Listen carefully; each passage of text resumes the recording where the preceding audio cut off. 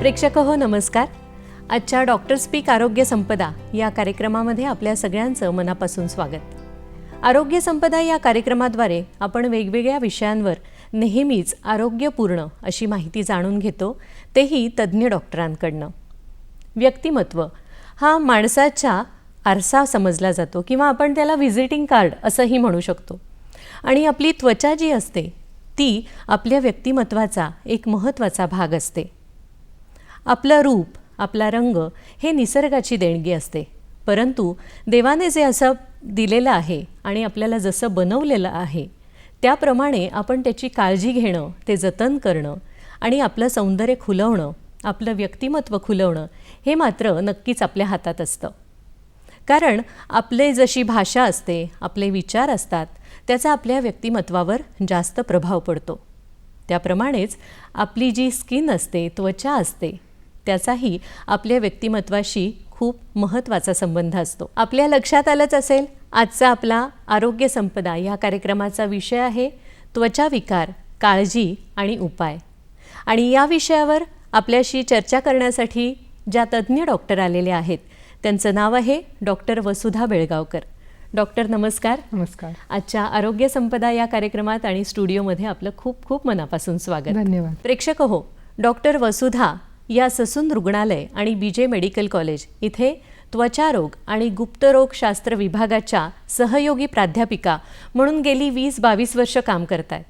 तेव्हा त्यांच्याकडूनच आपण त्वचा विकारांविषयी काय उपाय असतात हे जाणून घेणार आहोत. मुख्य म्हणजे माणसाची त्वचा हे जे मी म्हटलं की हे देवाचं एक आपल्याला देवाने दिलेलं वस्त्र असतं. बरोबर. तर या वस्त्राची आपण काळजी घेतो. बरेचदा लोक आपापल्या परीने ही काळजी घेतात, पण एक निरोगी त्वचा हे जे आपण म्हणतो तर ती काय असते नक्की? निरोगी त्वचा किंवा हेल्दी स्किन हे 1-2 वाक्यात समजून सांगणं फार अवघड आहे. त्यासाठी मला त्वचेचं म्हणजे ठेवण किंवा त्याचं स्ट्रक्चर तिथपासून सुरुवात करावी लागेल. तर मी थोडक्यात सांगते. तर त्याचे 2 मेन थर असतात. एक एपिडर्मिस ज्याच्यामध्ये 4 थर असतात आणि डर्मिस. तर ही त्वचा जी असते आपली ती आपल्या पूर्ण शरीराची सुरक्षा कवच जे आपण म्हणतो, प्रोटेक्टिव्ह लेअर हे असतं. कारण बाहेरच्या पर्यावरणामध्ये बऱ्याच प्रकारचे म्हणजे प्रदूषक किंवा बरेच असे घटक असतात जेणेकरून आपल्या आतल्या अवयवांना हानिकारक किंवा त्रास होऊ शकतो. पण त्वचामध्ये एक इम्युनॉलॉजिकल फंक्शन असतं, त्याच्यामध्ये काही घटक असतात जेणेकरून बाहेरून येणारे जे प्रदूषक घटक किंवा जे असतात त्याच्यावर वारा होऊ शकत नाही, ते आतमध्ये शिरत नाहीत. म्हणजे ह्याचं एक मेकॅनिकल बॅरियर म्हणून असतं. हे सगळं मेंटेन करण्यासाठी ती त्वचा नितळ असणं फार गरजेचं असतं, मुलायम असणं.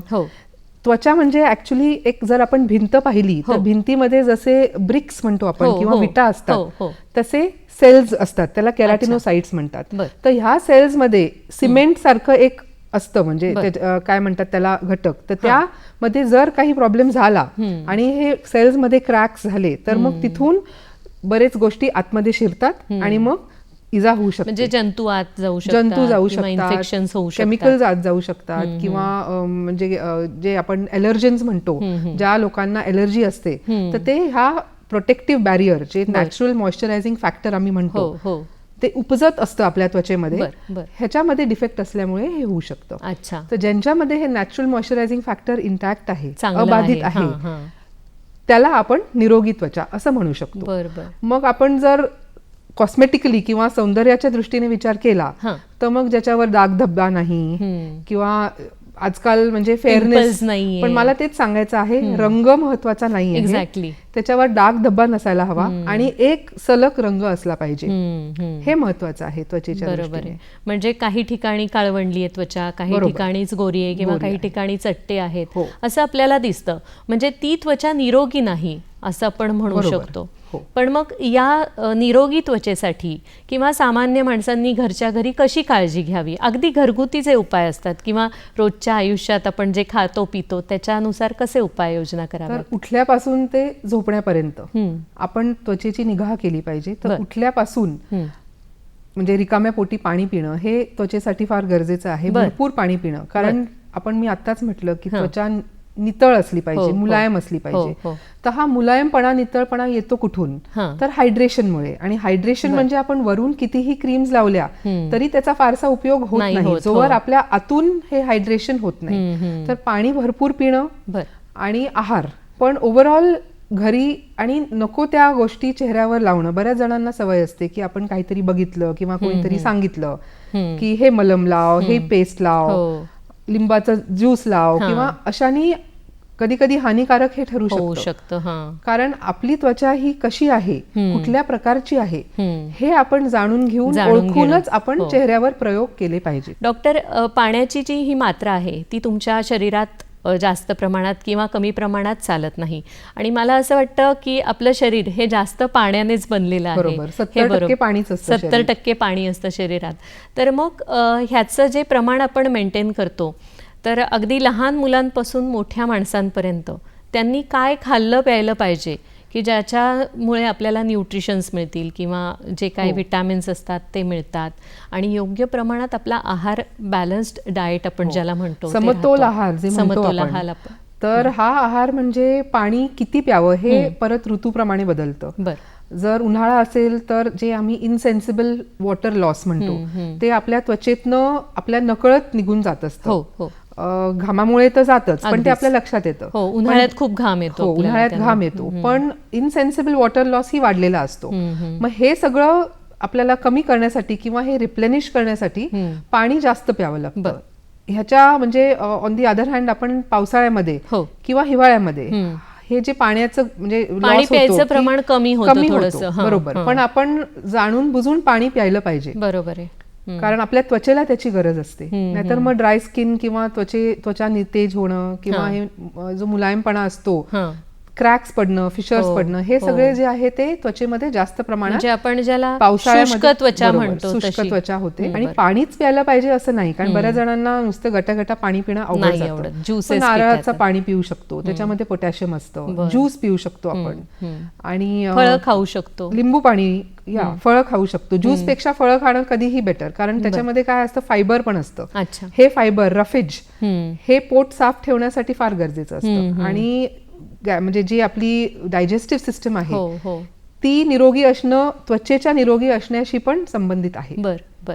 आता इथे माझ्या मनात एक प्रश्न येतोय की तुम्ही जे सांगितलं डायजेस्टिव्ह सिस्टीम, तर आपलं पोट साफ होणं ह्याच्यावर सुद्धा आपली त्वचा अवलंबून असते किंवा पित्त होतं, त्रास होतो, तर ह्याचा कितपत आपल्या त्वचेवर प्रभाव पडतो? जे आपलं पोट जर साफ झालं नाही तर मग बऱ्याच वेळा काय होतं की बरेच न्यूट्रिएंट्स, पोट साफ होत नाही ह्याचा अर्थ अब्झॉर्प्शन जे आहे ते कुठेतरी फॉल्टी आहे. असिमिलेशन जे आम्ही म्हणतो मेडिकल टर्म्स मध्ये, अन्नपचन ते फॉल्टी किंवा त्याच्यामध्ये कुठेतरी काहीतरी कमतरता असते. तर त्यामुळे मग काय होतं, हे जे न्यूट्रिएंट्स असतात किंवा आपल्या त्वचेला जे काही रिक्वायरमेंट असते, झिंक असतं किंवा मायक्रोन्यूट्रिएंट्स जे आम्ही म्हणतो, छोट्या छोट्या प्रमाणात जे आपल्याला लागतात, ते हवे त्या प्रमाणामध्ये मिळत नाही. म्हणजे आपण खात तर असतो, पण आपली जी डायजेशन सिस्टम जी फॉल्टी असते किंवा पचन शक्ती कमी झालेली असते, त्यामुळे ते पोचत नाही आपल्या त्वचेपर्यंत, केसांपर्यंत पोचत नाही, नखांपर्यंत पोचत नाही.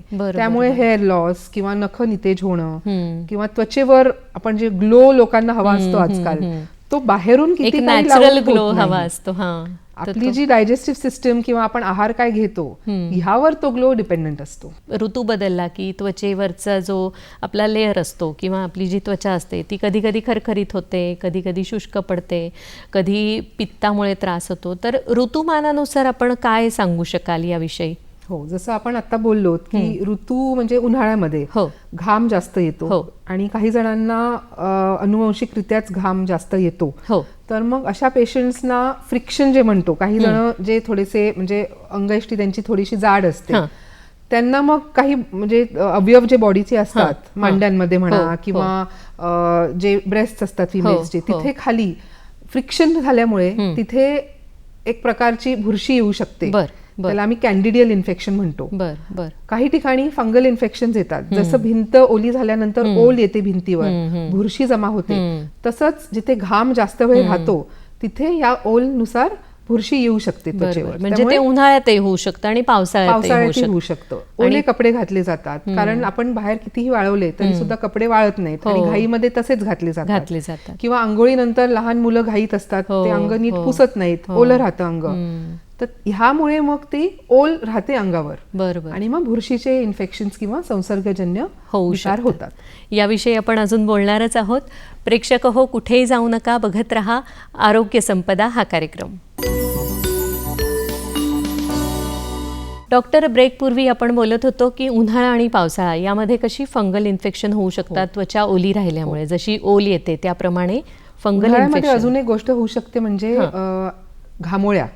घामोळ्या ह्या फार सर्वसाधारणपणे जाणवतात आणि मग ते जसं मी म्हटलं की जे भाग कपड्यांच्या खाली असतात किंवा ज्याच्यावर घर्षण होतं, अशा ठिकाणी घामोळ्या येण्याचं प्रमाण खूप जास्त असू शकतं. त्यामुळे अशा रुग्णांनी किंवा अशा लोकांनी दिवसातनं 2दा किंवा एकदा तरी थोडंसं गार पाण्याने आंघोळ करणं किंवा गार पाण्याच्या पट्ट्या ठेवणं किंवा काही लोशन्स मिळतात हे लावणं गरजेचं असतं. अच्छा. आणि मग हिवाळ्यामध्ये, सध्या हिवाळा चालूच आहे, तर हिवाळ्यामध्ये काय त्याचा इफेक्ट असतो किंवा? तर हिवाळ्यामध्ये निरोगी त्वचा जी आहे ती जास्त शुष्क होऊ शकते. मग असं आपण जेव्हा रेग ओढतो तर मग ती पांढरी रेग येते. हो, ह्याच्यावरनं आपण ओळखायचं की आपल्या त्वचेवर शुष्कपणा आलेला आहे. आणि मग मॉइश्चरायझर आपण आपल्या त्वचेनुसार निवडायला पाहिजे किंवा आपण कुठे लावतोय मॉइश्चरायझर याप्रमाणे तो मॉइश्चरायझर निवडायला पाहिजे. अजून एक मला सांगायचं आहे की काही विकार जे आहेत त्वचा रोग ते पावसाळ्यामध्ये वाढतात. उदाहरणार्थ सोरियासिस. सोरियासिस मध्ये काय होतं की आपली त्वचा जी आहे ते एका विशिष्ट रित्या वाढ होत असते त्वचेची. तुम्हाला आधीच सांगितलं की सेल म्हणजे लेयर्स असतात. सगळ्यात खालची जी लेअर असते ज्याला आम्ही बेझल किंवा जर्मिनल लेअर म्हणतो, त्या लेअर मधनं नवीन नवीन सेल्स तयार होऊन ते वर येतात.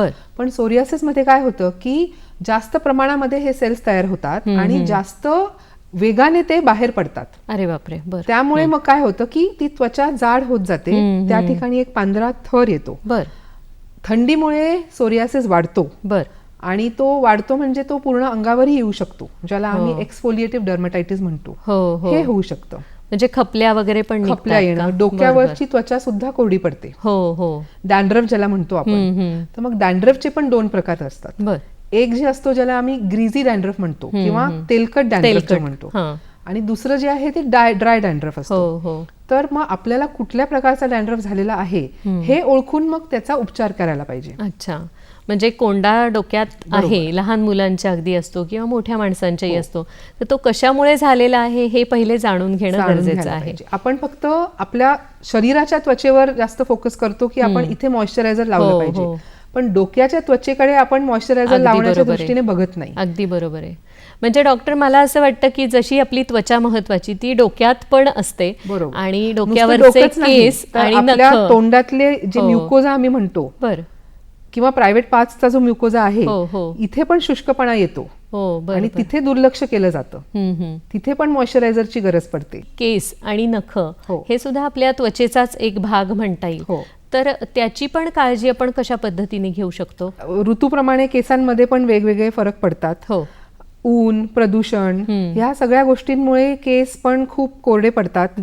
मग आपण बऱ्याच जणांना सवय असते पार्लरमध्ये जायचं किंवा घरी सुद्धा हेअर कलरिंग करतात किंवा कुठले प्रोसिजर्स करतात, ड्राइंग म्हणा किंवा हायलाइट्स म्हणतात. Highlights, exactly. मग अजून काही गोष्टी म्हणजे स्टायलिंग करतात, स्टायलिंग जेल्स लावले जातात. ह्या सगळ्यामुळे केसांवर फरक पडतात. किंवा हेअरस्टाईल आपण म्हटली तर काही जणांना खूप टाईट केस बांधायची सवय असते, घट्ट बांधायची सवय असते, क्लिपा खूप घट्ट बांधतात.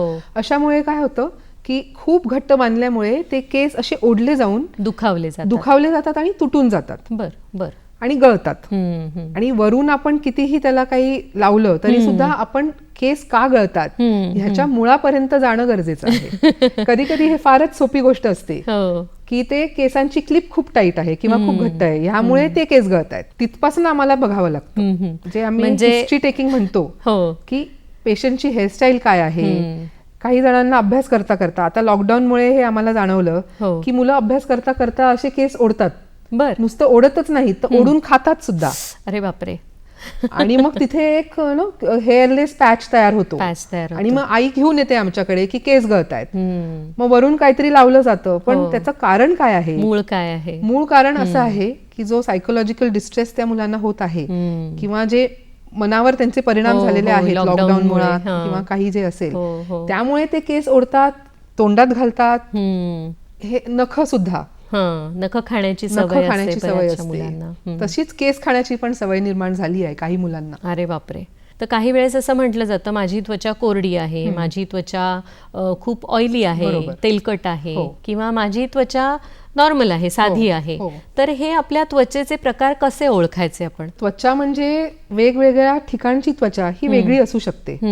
चेहऱ्याची त्वचा म्हणजे हे टी एरिया ऑफ फेस जो म्हणतो आपण, तर त्या एरियामध्ये मॅक्झिमम जे सेबेशियस ग्लँड्स म्हणजे जिथून सिबम म्हणतो आम्ही किंवा तेल जे निर्माण होतं, हे ग्लँड्स मॅक्झिमम असतात. त्यामुळे ह्या ठिकाणी तेलकटपणा जास्त असतो. म्हणजे कपाळ आणि नाक आणि नाकाच्या आजूबाजूपर्यंत, हनुवटीपर्यंत. अच्छा, इथे जास्त तेलकटपणा असतो. बरोबर. आणि मग काही पेशंट्सना ह्या एरियामध्ये तेलकटपणा असतो आणि गाल कोरडे असतात, असंही होऊ शकतं. बाकीच्या बॉडीवरची त्वचा म्हणजे आपल्या हातावरची किंवा पायावरची त्वचा, इथे सगळ्यात जाडी असते त्वचेमध्ये आणि अडिशनल लेअर असतो इथे, ज्याला आम्ही स्ट्रॅटम लुसिडम म्हणतो. त्यामुळे आपली हातापायाची त्वचा जी आहे तिथे मॉइश्चरायझर वेगळ्या प्रकाराचे लावावे लागतात. अच्छा, म्हणजे चेहऱ्याचंच मॉइश्चरायझर जे असतं किंवा जे ते नाही चालत हाताला किंवा पायाला, ते हातापायाला नाही चालत.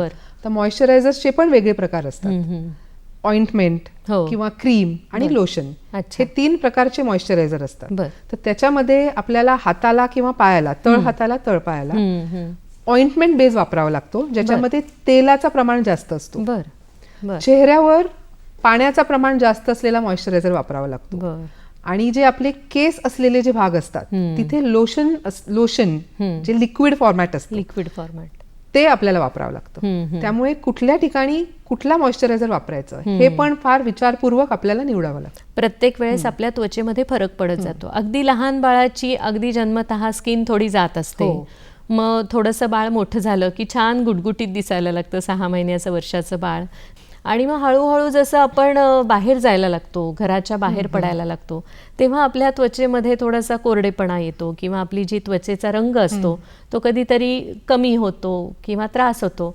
तर यानुसार त्वचेची काळजी कशी घ्यायची असं सांगाल? तर ह्यासाठी आपल्याला काय फरक पडतो हे थोडंसं जाणून घेणं गरजेचं आहे. तर लहान बाळांची स्किन आणि वयोवृद्ध असल्यांची स्किन ह्याच्यामध्ये एक गोष्ट कॉमन आहे किंवा म्हणजे एक जी गोष्ट आहे त्याच्यामध्ये संवेदनशीलता किंवा सेन्सिटिव्हिटी जी आपण म्हणतो ती त्यांची सारखी आहे. त्वचेचे जे लेयर्स आहेत ते खूप बारीक किंवा पातळ असतात. ह्या दोन्ही एक्स्ट्रीम्स ऑफ एज जे म्हणतो आपण त्याच्यामध्ये, म्हणजे अगदी लहान बाळाची आणि अगदी वयोवृद्ध माणसाची. त्याच्यामध्ये त्याच्यात जर ते बाळ प्रीमॅच्युअर असेल म्हणजे पूर्ण 9 महिने भरायच्या आधी जे जन्माला आलं असेल तर मग ती त्वचा अजूनच पातळ किंवा अजून जास्त संवेदनशील असते, होऊ शकते. तर मग त्यामुळे आपण ह्या बाळांच्या त्वचेला काय लावतो, आता बऱ्याच वेळा आया किंवा आज्या असतात ते म्हणजे ते शेकतात किंवा त्याला तेल लावून गरम पाण्याने आंघोळ करतात, मालिश करतात. तर ह्या सगळ्या ज्या गोष्टी आहेत त्या अगदी काळजीपूर्वक केल्या पाहिजेत. तुम्ही कुठल्या प्रकारचं तेल निवडता हे महत्वाचं आहे. बरोबर. कारण त्या बाळाच्या त्वचेला मग त्याच्यामुळे सहन न झाल्यामुळे प्रिकली हीट किंवा घामोळ्या येतात किंवा लाल होऊ शकतं किंवा त्वचाच निघून जाते, रॅशेस येतात लहान बाळांना. तर हे सगळं आपल्याला विचार करून एखाद्या स्किन स्पेशलिस्टचा सल्ला घेऊनच आपल्याला ठरवावं लागतं. बरोबर. आणि मी सांगेन की म्हणजे शेकतो आपण ते कमी, म्हणजे जमलं तर कमी करावं. बरोबर. कारण आणि उन्हाळ्यामध्ये जी बाळं जन्माला येतात त्यांना तर टाळावंच, त्यांना तर शक्यतो टाळायलाच पाहिजे. काजळ वगैरे जे जास्त लावलं जातं त्याच्याने पण बाळाच्या स्किनला एलर्जी होऊ शकते किंवा हानिकारक ठरू शकतं. बरोबर. याविषयी आपण बोलणारच आहोत. डॉक्टर वसुधा, तुम्ही खूपच इंटरेस्टिंग माहिती सांगत आहात. प्रेक्षक हो, कुठेही जाऊ नका. आजच्या डॉक्टर स्पीक आरोग्य संपदा या कार्यक्रमात आपण त्वचा विकार, त्याची काळजी आणि उपाय याविषयी बोलतोय आणि आपल्या तज्ज्ञ डॉक्टर आहेत डॉक्टर वसुधा बेळगावकर. पाहत रहा आरोग्य संपदा कार्यक्रम. घेऊया छोटीशी विश्रांती. डॉक्टर, विश्रांतीपूर्वी आपण बोलत होतो की लहान बाळांची स्किन कशी नाजूक असते, ही त्वचा कशी काळजी घ्यायची त्याची. पण जसं जसं मुलं मोठी होतात तशी आपण कशी काळजी घ्यायची आणि तरुणपणात काय काळजी घ्यायची? तर जशी जशी मुलं मोठी होतात त्यांच्यामध्ये काही प्युबर्टल चेंजेस जे म्हणतो आपण, वयात येताना जे काही हॉर्मोनल चेंजेस होतात ते आजकाल फार लवकर दिसायला लागलेले आहेत. पूर्वी 12, 13, 14 या वयामध्ये व्हायचं, आजकाल 8 आणि 9. आता मी इतक्यात एक 5 वर्षाची मुलगी पाहिली, तिच्यामध्ये पिरियड सुरू झाले होते. तर मग हे कदाचित लॉकडाऊनशी रिलेटेड असेल किंवा जो आहार ही मुलं खातात, बसल्या बसल्या व्यायामाची कमतरता किंवा त्यांच्यावर ताण तणाव आहे, ह्या सगळ्या गोष्टींमुळे सुद्धा हे होत असावं. पण ह्याच्यामुळे त्वचेवर फार परिणाम होतात. अरे बापरे. बर. कारण हॉर्मोन्स म्हणजे टेस्टोस्टेरोन मुलांमध्ये आणि मुलींमध्ये इस्ट्रोजन, प्रोजेस्ट्रॉन, ह्या सगळ्या हॉर्मोन्समुळे तेल जे द्रव्य असतं त्याचं जास्त प्रमाणात मध्ये त्वचेवर दिसायला लागतं. केस, त्यांना नवीन नवीन केस उगवायला लागतात काखेमध्ये, जांघेमध्ये. तर मग ह्यामुळे केस तोडा होऊ शकतो, इन्फेक्शन्स होतात आणि पाठीवर फोड येतात, पिंपल्स येतात.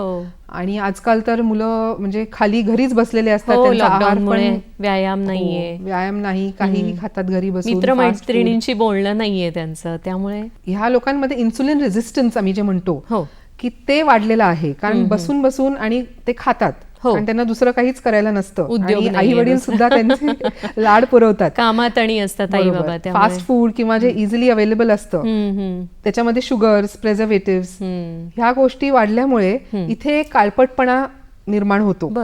डोळ्याच्या भोवती काळपटपणा निर्माण होतो, काखेमध्ये, जांघेमध्ये काळपटपणा निर्माण होतो. याला आपण सुडो अकॅन्थोसिस नायग्रिकान्स ही मेडिकल टर्मिनॉलॉजी असते. बरोबर. यासाठी वरून काहीही क्रीम्स लावण्यापेक्षा वजन कमी करणे आणि तुमच्या आहारामध्ये फरक करणे, ह्या 2 सगळ्यात महत्वाच्या गोष्टी असतात. बरं, याच वयामध्ये पॉलिसिस्टिक ओव्हरीज हा आजार होऊ शकतो किंवा आढळतो मुलींमध्ये.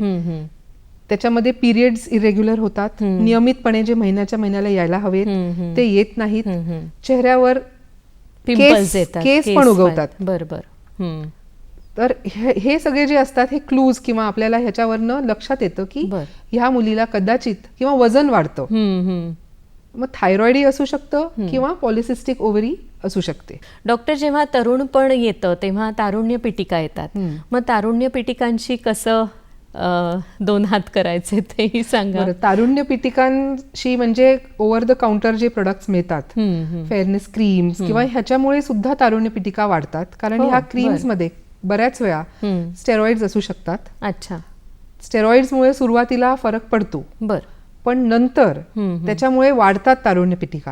आणि एक विशिष्ट जी कंडिशन असते त्याला टॉपिकल स्टेरॉइड डॅमेज्ड फेस असं आम्ही एक टर्मिनॉलॉजी देतो, ज्याच्यावर त्वचा बारीक म्हणजे पातळ पातळ होत जाते, पांढरे डाग पडतात, काही जणांना कोड सारखे पांढरे डाग पडतात. अरे बापरे. आणि खालच्या ज्या रक्तवाहिन्या असतात त्या वरून दिसून येतात. अरे बापरे.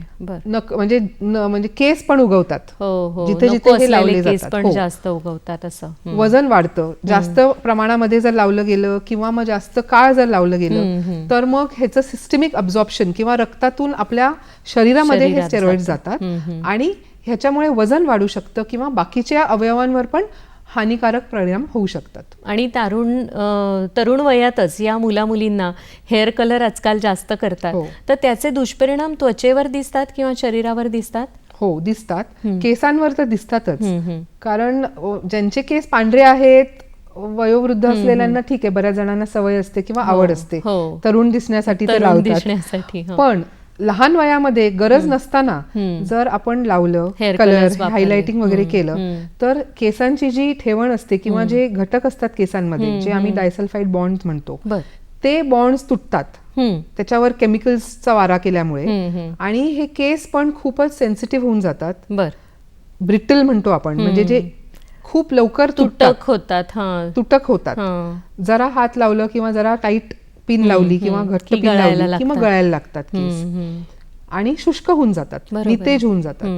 तर ह्या गोष्टी आपण केसांवर कमीत कमी प्रयोग करून टाळू शकतो. पण मग त्याचा आणि कॅन्सरचा वगैरेही संबंध आहे? हो हो, आजकाल असं म्हणजे रिसर्च किंवा ह्याच्यामध्ये असं जाणवलेलं आहे संशोधनामध्ये की काही हेअर डायज मध्ये खूप जास्त प्रमाणामध्ये अमोनिया किंवा पीपीडी, पॅराफेनिलिन डायमीन नावाचं एक केमिकल असतं, किंवा अजूनही काही केमिकल्स आहेत, विनाइल क्लोराईड वगैरे, जे आपल्या शरीरामध्ये अब्झॉर्ब झाल्यामुळे स्किन कॅन्सर्स पण होऊ शकतात, ब्रेस्ट कॅन्सर्स होऊ शकतात, असे अनेक प्रकारचे कॅन्सर्स आहेत.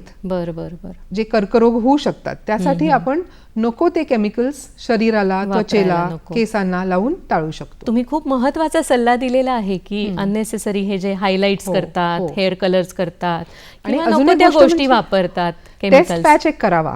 कारण कुठलंही नवीन प्रसाधन वापरण्याच्या आधी त्याचा छोटासा पार्ट आपल्या हाताच्या भागावर, आतल्या भागावर किंवा कानाच्या भागावर, कानाच्या मागे लावून आपण टेस्ट करून बघावं की आपल्याला ह्याच्यामुळे काय दुष्परिणाम होऊ शकतो. त्याच्याने एक थोडीशी आयडिया येते. हो हो, म्हणजे मला असं वाटतं बाहेर पार्लरमध्ये सुद्धा हे आपल्याला सांगतात की बरेचदा तुम्ही हेअर कलर करायच्या आधी थोडंसं तुमच्या त्वचेवरती ते लावून 24 तास जरा ऑब्झर्व करा, आणि त्रास होत नसेल, अलर्जी येत नसेल. आणि काही जणांना जास्त प्रमाणामध्ये लवकर अलर्जी होते, ज्याला आपण अटोपिक टेंडन्सी म्हणतो, किंवा ज्याला आपण काही जणांना अर्टिकेरिया किंवा पित्त उमटतं अंगावर, जरा काही खाण्यात आलं किंवा अंगावर लावलं, त्वचेला लावलं तर त्यांना अंगावर पित्त उठतं किंवा फोड येतात, खाज येते. अशा लोकांनी शक्यतो कमीत कमी गोष्टी लावाव्यात. नक्कीच त्वचेला. प्रौढ व्यक्ती आणि वयोवृद्ध ह्यांच्याविषयी आपण बोलतो, तर त्यांनी स्वतःच्या त्वचेची काळजी कशी घ्यावी? हो, तर प्रौढ आणि म्हणजे आपले जे सिनियर सिटीजन्स म्हणतो आपण, तर त्यांनी आपल्या त्वचेची जास्त निगा का घ्यावी? कारण एकतर जे क्रोनोलॉजिकल एजिंग आपण म्हणतो, आपल्या त्वचेमध्ये जे फरक पडतात, तर वरचे जे कवच आहे सुरक्षा देणारे आपल्याला, ते कमी झालेले असते, त्यामुळे अलर्जीचं प्रमाण वाढू शकतो, त्वचा शुष्क किंवा कोरडी होते, लूज राहते, ते लवचिकपणा जो असतो त्वचेचा तो कमी होतो, इलास्टिसिटी, त्यामुळे व्रिंकलिंग होऊ शकतं, सुरकुत्या पडतात त्वचेवर, डाग पडतात, काळे किंवा पांढरे, मेलानिनचं जे प्रमाण असतं त्वचेचं हे कमी होतं. आपल्याला सगळ्यांना माहिती आहे की केस आपले पांढरे होतात वयानुसार, पण त्वचेमध्ये पण छोटे छोटे पांढरे डाग पडू शकतात. तर हे घाबरण्याचं कारण नाहीये, कारण हे आपल्या त्या त्वचेमधले मेलानोसाइट कमी झाल्यामुळे झालेलं आहे, हे कोड नाहीये, हे लक्षात घ्यायला पाहिजे. हे महत्वाचं आहे. आणि अजून एक गोष्ट म्हणजे आपले जे तीळ असतात ते तीळ हळूहळू वाढू शकतात, किंवा त्याचा मेलानोमा नावाचा एक स्किन कॅन्सर असतो, तो होऊ शकतो. तर तो तीळ जर खूप वेगाने वाढत असेल किंवा शरीरभर पसरत असेल, बरोबर, किंवा त्याच्यामध्ये जर जखम होत असेल, रक्त किंवा पाणी किंवा येत असेल, तर मग आपण लगेच तज्ञांकडे जायला पाहिजे. गरजेचं आहे. ते कॅन्सरचं प्रमाण किंवा कॅन्सरची शक्यता असू शकते. खूप वेगवेगळ्या मुद्द्यांवर आपण बोलत आहोत. डॉक्टर वसुधा, आपण छोटीशी विश्रांती घेणार आहोत, आणि विश्रांतीनंतर आपण गरोदर स्त्रियांनी आपल्या त्वचेची काळजी कशी घ्यायची हे बघणार आहोत. कुठेही जाऊ नका, पाहत रहा डॉक्टर स्पीक आरोग्य संपदा कार्यक्रम. डॉक्टर, विश्रांतीपूर्वी आपण बोलत होतो की कशा पद्धतीने वेगवेगळ्या वयात आपण त्वचेची काळजी घ्यायची. तर गरोदर स्त्रियांविषयी जेव्हा आपण बोलतो, तर तेव्हा गरोदरपणात बरेचदा खूप डाग पडतात, स्किनची आग होते, त्वचा लाल होते, काहींची काळवंडते. तर हे काय असतं नक्की? गरोदरपणामध्ये 2-3 गोष्टी झालेल्या असतात. एक म्हणजे हॉर्मोन्स वाढतात, इस्ट्रोजन, प्रोजेस्ट्रोन, ह्यामुळे पिंपल्स किंवा जे ॲक्नेचा प्रमाण वाढू शकतो चेहऱ्यावरचे. केस वाढतात. इनफॅक्ट बऱ्याच बायका म्हणतात की त्यांच्या गरोदरपणामध्ये त्यांचे केस छान होतात, जाड झालेले आहेत, आणि नंतर ते गळायला लागतात. कारण मग ते हॉर्मोनल जो बॅलन्स किंवा सपोर्ट असतो त्या केसांना तो निघून जातो अचानकपणे. बरोबर. त्यामुळे हे हेअर लॉसचा जो प्रमाण असतो तो प्रेग्नन्सीमध्ये जाणवत नाही, तो नंतर जाणवतो, एक 3-4 महिन्यांनी जाणवतो आणि तो साधारण 1 ते 2 वर्षापर्यंत राहू शकतो. हे लक्षात घेणं गरजेचं आहे. हे नॉर्मल आहे, हे नॉर्मल आहे. केस ते गळतातच. दुसऱ्या गोष्टी म्हणजे स्ट्रेच मार्क्स. पोटावर आता त्या स्त्रीचं वजन वाढणारच आहे, ते वाढायलाच हवं. पोट वाढलेलं 10 ते 14 किलो हे सामान्य स्त्रीचं वजन वाढतंच आणि ते वाढलं पाहिजे. कारण ते वाढलं नाही तर ह्याचा अर्थ की ते बाळाची वाढ नीट होत नाही, बाळ सुदृढ नाहीये असा अर्थ होतो. पण मग जास्त प्रमाणात जर वाढलं तर मग ते स्ट्रेच मार्क्स जास्त दिसायला लागतात. किंवा काही स्त्रियांना ट्विन प्रेग्नन्सी किंवा जुळे असतात, त्यांचंही जे युट्रस असतं किंवा जे गर्भाशय असतं ते जास्त वेगाने वाढतं, मग त्यांना स्ट्रेच मार्क्स हे जास्त दिसायला लागतात. बरोबर. मग ह्याच्यासाठी आपण एक गोष्टच करू शकतो की मॉइश्चरायझर, इलोवेरा हे लावत राहायचं प्रेग्नन्सीच्या म्हणजे सुरुवातीपासून शेवटच्या दिवसापर्यंत, नंतर सुद्धा, डिलिव्हरी नंतर सुद्धा. ओव्हर द काउंटर जे प्रोडक्ट्स मिळतात ते गरोदर स्त्रियांनी शक्यतो वापरू नये, कारण त्याच्यामध्ये नेमकं काय घटक आहे हे आपल्याला कळत नाही. बऱ्याच वेळा त्याच्यावर दिसतही नाही. त्याच्यामध्ये जर एखादी अशी गोष्ट आहे जेणेकरून त्या स्त्रीच्या किंवा त्या बाळाच्या आरोग्याला धोका असेल तर मग ते टाळणं गरजेचं आहे. त्यामुळे त्वचारोग तज्ञाच्या सल्ल्याने कुठलीही गोळी किंवा कुठलंही क्रीम निवडावं, हे एवढं मी खरंच निरोप देऊ इच्छिते सगळ्यांना. खूप महत्वाचा सल्ला आहे हा. आणि डॉक्टर, जेव्हा या वेगवेगळ्या वयानुसार आपण बोलतोय तर त्वचेचे विकार नक्की कुठले असतात, कुठल्या प्रकारचे असतात तेही आम्हाला सांगा. बरोबर. काही एक 3 ते 4 कॅटेगरीज मी तुम्हाला सांगते. एक म्हणजे इन्फेक्शन्स, संसर्गजन्य त्वचेचे विकार. त्याच्यामध्ये बॅक्टेरियल इन्फेक्शन्स म्हणजे कुठलेही बॅक्टेरिया त्वचेचा आजार किंवा विकार करू शकते. लहान मुलांमध्ये ह्याचं प्रमाण जास्त असतो. ज्या पेशंट्सना अनियंत्रित मधुमेह असतो त्या पेशंट्समध्ये सुद्धा हे संसर्गजन्य त्वचेचे विकार जास्त प्रमाणात मिळतात. कारण ह्या पेशंट्समध्ये जे आपलं म्हणजे इम्युनिटी जे म्हणतो आपण, रोगप्रतिकार शक्ती जी असते ती कमी झालेली असते, त्याच्यामुळे हे इन्फेक्शन जास्त प्रमाणात दिसून येतात. आणि हे इन्फेक्शन जर नियंत्रणामध्ये आणले नाही वेळोवेळी तर ह्याच्यामध्ये गँग्रीन पण होऊ शकतं. अरे बापरे. कारण ह्या अशा पेशंट्सना रक्त पुरवठा कमी झालेला असतो डायबिटीजमुळे, किंवा त्यांना काही जणांना हृदयविकार असतो त्याच्यामुळे त्यांचा रक्त पुरवठा कमी असतो आणि ती जखम चिघळत जाते त्यांची. बरोबर. त्यामुळे कुठलीही जखम जर 1 ते 2 महिन्यात कमी झाली नाही किंवा पूर्णपणे बरी झाली नाही तर आपण त्वचारोग तज्ञांकडे धावा घ्यावा आणि त्यांच्या सल्ल्यानेच पुढे जावं. बरोबर. घरगुती उपाय करत बसण्यापेक्षा. मग पांढरे डाग वगैरे जे असतात त्याच्यात आणि कोड किंवा कुष्ठरोग ह्याच्यामध्ये कसा फरक आहे? तर पांढरे डाग हे खूप प्रकाराचे असतात. एक म्हणजे साधा पांढरा डाग, तो लहान मुलांमध्ये बऱ्याच वेळा चेहऱ्यावर चट्टे दिसतात, पांढरे चट्टे दिसतात, फिकट चट्टे म्हणून आपण, अगदीच ते पांढरे नसतात. तर हे कोरड्या त्वचेमुळे सुद्धा असतात.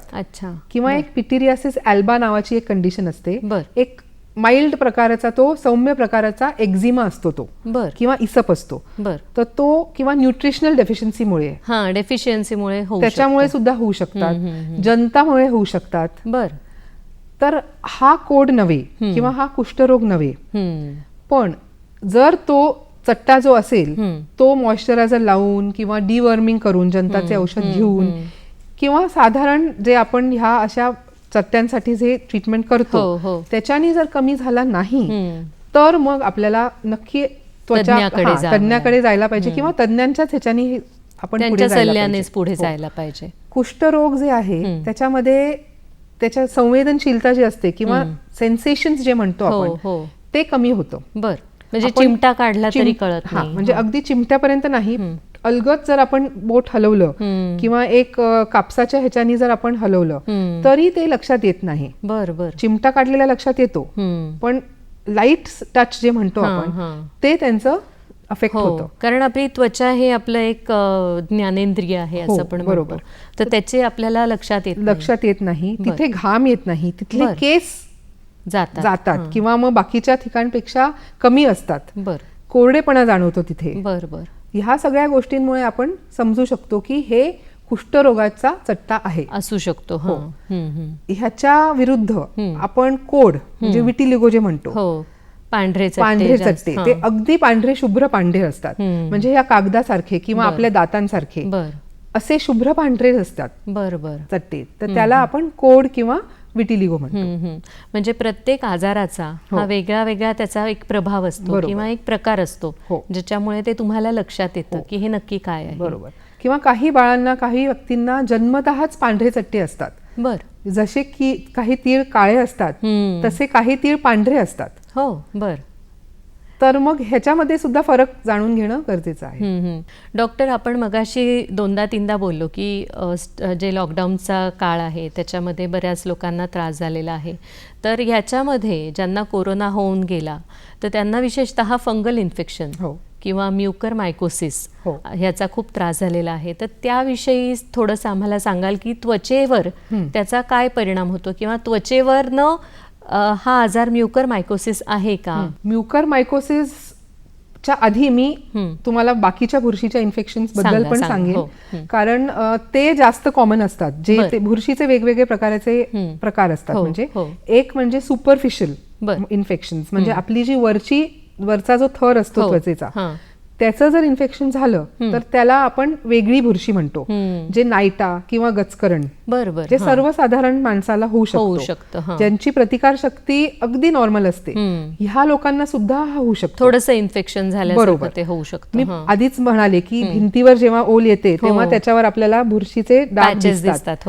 तसंच आपली त्वचा जर ओली राहिली तर हे येऊ शकतात. अच्छा, बरं. दुसरी गोष्ट म्हणजे काळी बुरशी, जे आत्ताच तुम्ही म्हणालात म्युकर मायकोसिस, तर ह्याला आपण काळी बुरशी म्हणतो. तर ही अगदीच रेअर आहे. पण आता ह्या कोविडच्या पॅन्डेमिक मध्ये ही बुरशी जास्त प्रमाणामध्ये आम्हाला दिसायला लागली. तर ह्याची कारण म्हणजे अनियंत्रित मधुमेह, ज्याच्यामुळे प्रतिकारशक्ती कमी होते, खूप कमी झालेली आहे. कोविडच्या इन्फेक्शनमुळे सुद्धा प्रतिकारशक्ती कमी झालेली असते. ह्या इन्फेक्शनच्या ट्रीटमेंट किंवा उपचारासाठी स्टेरॉइड्सची गरज पडते. They our life saving. त्यामुळे आपल्याला ज्या ठिकाणी स्टेरॉइड्सचा उपयोग केला पाहिजे तिथे केलाच पाहिजे. त्यामुळे मी प्रेक्षकांना हे सांगू इच्छिते की आपण उगाच स्टेरॉइड्सना घाबरू नका. पण ते स्टेरॉइड्स तज्ञांच्या हातात जर ते शस्त्र असलं आणि जर आपण ते बरोबर ठिकाणी वापरलं गेलं, त्याच प्रमाणामध्ये, त्याच मात्रामध्ये आणि तेवढ्याच काळासाठी वापरायला पाहिजे, तर मग त्याचे दुष्परिणाम होत नाहीत. बरोबर. म्युकर मायकोसिसचं काय झालं की काही ठिकाणी छोट्या छोट्या दवाखान्यांमध्ये म्हणा किंवा बऱ्याच ठिकाणी कोविडची ट्रीटमेंट दिली आणि पेशंट्सनी किंवा त्यांच्या नातेवाईकांनी सुद्धा आम्हाला हे इंजेक्शन द्या असं बरेचदा डॉक्टरांना सांगितलेलंही दिसून आलं. त्यामुळे स्टेरॉइड्सचा गैरवापर झाल्यामुळे हे इन्फेक्शन जास्त प्रमाणामध्ये वाढलं. पण मग या बुरशीचं आपल्या त्वचेवरती दिसू शकतं की यामुळे आपल्याला झालेलं आहे किंवा त्याचे लक्षणं दिसू शकतात का? सुरुवातीची स्टेज म्हणू आपण तर त्वचेवर लाल डाग येणं, चेहऱ्यावर येणं किंवा तोंडातली जखम जी आहे ती बरी होत नाही, नाकावर जखम येते ती बरी होत नाही, आणि नंतर मग हळूहळू आपण ह्याच्याकडे लक्ष दिलं नाही तर मग सूज येते. त्याच्या पुढे मग काय होतं की ती त्वचा हळूहळू काळी होत जाते. काळी का होते? कारण ही जी बुरशी असते त्या बुरशीमुळे आपले जे रक्तवाहिन्या असतात त्या ब्लॉक होतात.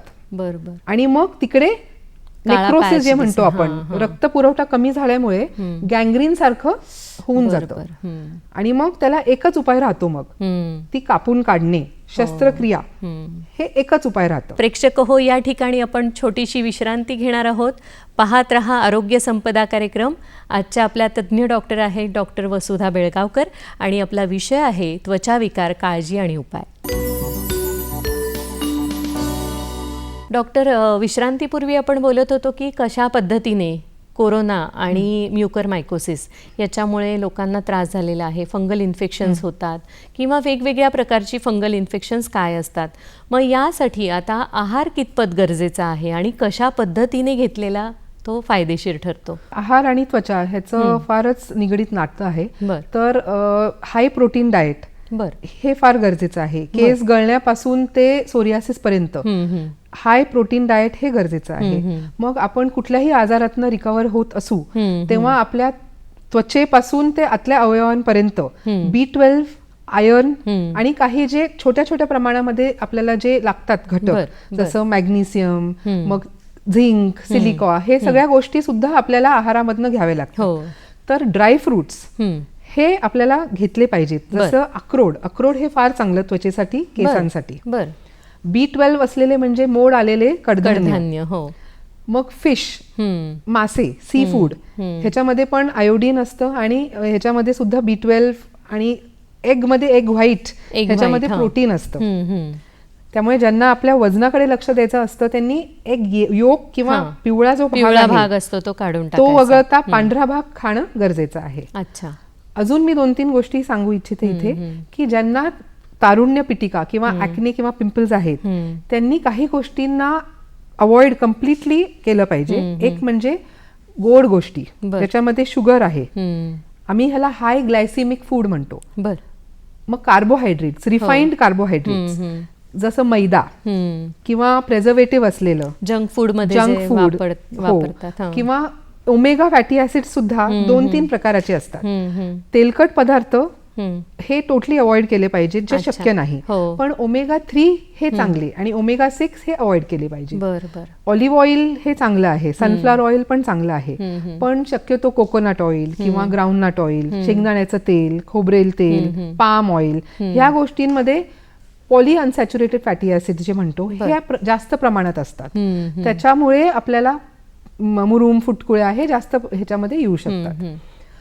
अजून एक गोष्ट जे आपण अवॉइड करू शकतो म्हणजे स्ट्रेस. आता ताण तणाव तर पूर्णपणे अवॉइड करणं शक्य नाही, पण हे कमी करण्यासाठी काही हेल्दी गोष्टी करू शकतो आपण. म्हणजे योगा, मेडिटेशन, प्राणायाम, सूर्यनमस्कार, ह्याला सुद्धा फार महत्व दिला गेलेला आहे त्वचेच्या आरोग्यासाठी. म्हणजे आहार आणि विहार म्हणजे व्यायाम तुमचा हा खूप गरजेचा आहे. मस्टर्ड ऑइल बद्दल काय सांगाल डॉक्टर? मस्टर्ड ऑइल कितपत वापरणं गरजेचं आहे? मस्टर्ड ऑइलनी सुद्धा ते थोडं चिकट असतं, त्यामुळे ज्यांना पिंपल्सचं प्रमाण आहे जास्त त्यांनी हे अवॉइड केलं पाहिजे, कारण हे स्टिकी असल्यामुळे त्याच्यामुळे सुद्धा ब्रेकआउट्स होतात पेशंट्स. ऑक्सिडेटिव्ह स्ट्रेस कसा कमी करायचा आहारातनं? तर ज्या गोष्टींमध्ये vitamin A, vitamin C, vitamin E हे असतात, आपण सप्लिमेंटेशन तर घेतो, पण नुसत्या गोळ्या घेण्यापेक्षा आपल्या आहारामध्ये सुद्धा या गोष्टींचा प्रमाण जर वाढवला तर मग ह्याचा फायदा होतो. जसं हिरव्या पालेभाज्या आपण जर आयर्नच्या ह्याच्यामध्ये भांड्यामध्ये जर आपण केलं, जसे आपल्या आजी लोखंडी कढईमध्ये वगैरे जर केलं तर ह्याचा जास्त आपल्याला फायदा होतो. दुसरी एक गोष्ट म्हणजे आपण व्हिटॅमिन ए, जसं पिवळ्या पालेभाज्या किंवा पिवळा भोपळा, आंब्याच्या सीझन मध्ये ॲव्होकाडो, किवी फ्रूट, ह्या गोष्टींवर सुद्धा सेवन केल्याने सुद्धा आपल्या त्वचेचा नितेजपणा कमी होतो, सतेज होऊन जाते त्वचा. बरं. म्हणजे निरोगी त्वचेसाठी हा आहार खूप गरजेचा आहे. आणि सगळ्यांनीच ह्याचं ब्रोकोली पण फार चांगलं त्वचेसाठी. बरोबर. आणि मला वाटतं सौंदर्य प्रसाधनांबद्दल काय सांगाल? सौंदर्य प्रसाधनं सुद्धा आपण निवडताना त्याच्यामध्ये काय घटक आहेत हे नीट वाचून घेतलं पाहिजे. काही ठिकाणी कसं ओळखायचं की त्याच्यात स्टेरॉइड आहे. ATE किंवा ONE, OL, SOL ह्या अल्फाबेट्सनी जे म्हणजे एंड होतात किंवा जे नावं, त्याच्यामध्ये स्टेरॉइड असण्याची जास्त शक्यता असते. एक स्टेरॉइड फाइंडर म्हणून एक ऍप सुद्धा आहे. आपल्याला जर प्रॉब्लेम आला तर हा ऍप सुद्धा आपण वापरू शकतो. स्टेरॉइड्स त्वचेवर फक्त तज्ञांच्या सल्ल्यानेच वापरावेत, कारण जर आपण ह्याचा गैरवापर केला, कधी कधी काय होतं की आपण कोणीतरी वापरलेला आहे, त्याला त्याचा फरक पडलेला आहे, आपली मैत्रीण, बहीण, भाऊ कोणीतरी, आपण उगाच वापरतो. आपली काय गरज आहे, आपला काय विकार आहे, त्यानुसारच आपण वापरलं पाहिजे. म्हणून तज्ञांचा सल्ला गरजेचा आहे. अजून एक गोष्ट मी सांगेन, सुरुवातीला आपण तज्ञांचा सल्ला घेतो, नंतर कंटाळा करतो, आपल्याला वाटतं की ह्याच्याने आपल्याला फरक पडला, पुन्हा आपण मेडिकल स्टोअर मध्ये जाऊन तेच पुढे ठेवतो चालू. असं नाही केलं म्हणजे अर्धवट ज्ञानावर तुम्ही औषधं घेणं टाळलं पाहिजे. माझी ही कळकळीची विनंती आहे प्रेक्षकांना, आणि जे प्रेक्षक फार्मसिस्ट असतील किंवा मेडिकल स्टोअर चालवतात ह्यांना सुद्धा मला विनंती करायची आहे की तुम्ही प्लीज त्याच्यावर तारीख बघा की किती दिवसांसाठी ते प्रिस्क्रिप्शन दिलेलं आहे. जर तुम्हाला 10 दिवसांचं दिलं असेल तर 10 दिवसांनी ती क्रीम बंद केली पाहिजे, पुन्हा तुम्ही सल्ला घेऊन पुन्हा ती चालू ठेवायची की बदलायची ते डॉक्टरांना हे जाणून घेऊनच पुढे तुम्ही ती प्रिस्क्रिप्शन हे करा. बरोबर आहे. त्याशिवाय मग खूप गैरवापर होत आहे. डॉक्टर, एक मुद्दा फक्त माझ्या डोक्यात येतोय की बरेचदा काही बर्निंगच्या केसेस असतात किंवा ऍसिडमुळे त्वचा जळते, तर मग हे जे डाग असतात ते नीट होतात का किंवा प्लास्टिक सर्जरी त्याला उपयोगी पडते का? तर कुठल्या प्रमाणामध्ये किंवा कुठल्या लेवलपर्यंत इजा झालेली आहे त्यावर ठरतं की ती त्वचा पुन्हा पूर्वीसारखी टोटली होणं अवघड असते. अगदी सुपरफिशियल जे स्कार्स म्हणतो आपण, जर काहीतरी गरम पडलं तर त्याच्यानी स्कार होत नाही, फक्त काळा डाग राहतो. बरोबर आहे. आता बायका आपण स्वयंपाक करत असतो, कधी कधी तवा लागतो, कुकर लागतं, ह्याच्याने तिथे स्कार होत नाही, जखम होते. ती जखम बरी झाल्यावर एक फक्त डाग राहतो. तर तो डाग कमी करायला क्रीम्स राहतात. पण जर तुम्हाला तिथे स्कार झालाय, ज्याला किलॉइड म्हणतो आपण किंवा हायपरट्रोफिक स्कार म्हणतो, किंवा खड्डा झालेला असतो, तर अशा स्कार्सला घरगुती उपाय करत बसण्यापेक्षा त्याच्यामध्ये आम्ही काही इंजेक्शन्स देतो, काही क्रीम्स देतो. तर लवकरात लवकर ह्याच्यावर जर उपाय केला तर मग ते डाग बऱ्याच प्रमाणामध्ये कमी होऊ शकतात आणि प्लास्टिक सर्जरीमुळे उपयोग होतो. नक्कीच. जर तो डाग खूप मोठा असेल, चेहऱ्यावर असेल, आता चेहरा म्हणजे आपला सगळ्यात आधी दिसतो जगाला, तर मग आपण प्लास्टिक सर्जन कडे जाऊन त्या डागावर उपचार करणं गरजेचं आहे. आमच्या त्या करिक्युलम मध्येच आहे डागांशी म्हणजे कसे उपाय करायचं किंवा कमी कसे करायचे. पण किती तो खोल आहे किंवा किती जाड आहे, केवढा मोठा आहे, ह्याच्यावर तुम्ही ठरवू शकता. म्हणजे कुठला आजार कितपत खोल आहे ह्याच्यावरती तज्ञ डॉक्टर आपल्याला सल्ला देतात की नक्की काय करायचंय, औषध घ्यायचंय का कुठली सर्जरी गरजेची आहे. असं म्हणजे आमच्या आवाक्याच्या जर बाहेर असेल तर आम्ही सांगतो की हे आम्हाला नाही जमणार, एवढंच आम्ही करू शकतो, ह्याच्या पुढे तुम्ही प्लास्टिक सर्जन कडे जा, आणि आम्ही स्वतः रेफरल चिट देतो त्या पेशंट्स. डॉक्टर, आज तुम्ही इथे येऊन खूपच मोलाचं मार्गदर्शन केलेलं आहे, खूप मुद्द्यांवरती प्रकाश टाकलेला आहे. जाता जाता आपल्या प्रेक्षकांना काय संदेश द्याल? त्वचा म्हणजे फक्त चेहरा नव्हे, तर बाकीचे आपले पण भाग आहेत. जे भाग दिसून येत नाहीत त्या भागांची पण देखरेख केली पाहिजे. दुसरं म्हणजे आपल्याला रूप रंग हे आपल्या हातात नसतं, नक्कीच, पण त्याची निगा करण्यासाठी केस, नख हे सुद्धा अवयव त्याच्यामध्ये सामील आहेत.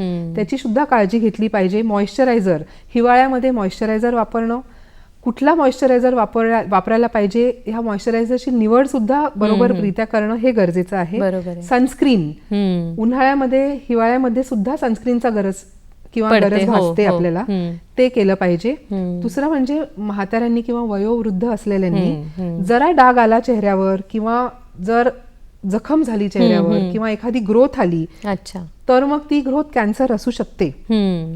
ह्याची काळजी घेऊन लगेच त्वचारोग तज्ञांकडे जाणं गरजेचं आहे. त्यामुळे आहार आणि व्यायाम, मग ताणतणाव कमी करण्यासाठी आपण पाणी पिणं, पुरेशी झोप घेणं, आणि ओव्हर द काउंटर जे प्रोडक्ट्स असतात किंवा फेअरनेस क्रीम्स असतात ह्याचा गैरवापर म्हणजे जाहिरातींना न भूलता आपण आपल्या तज्ञांच्या सल्ल्यानुसार प्रसाधनांचा वापर करावा. वाचून अगदी जाणतेपूर्व आपल्याला बघायला पाहिजे की आपण काय लावतोय त्वचेवर आपल्या, ती आपली जबाबदारी आहे. अगदीच. तेव्हा प्रेक्षक हो, डॉक्टरांनी आपल्याला खूप मोलाचं मार्गदर्शन केलेलं आहे. आपली त्वचा, निरोगी त्वचा हा आपल्या सौंदर्याचं एक महत्त्वाचं प्रतीक आहे आणि ते आपणच जपू शकतो, आपण जपायला हवंय. डॉक्टर वसुधा बेळगावकर यांनी आज येऊन आपल्याला त्वचा विकार, काळजी आणि उपाय या विषयावर खूप मोलाचं मार्गदर्शन केलेलं आहे. डॉक्टर, दूरदर्शनतर्फे मी आपली खूप आभारी आहे. धन्यवाद.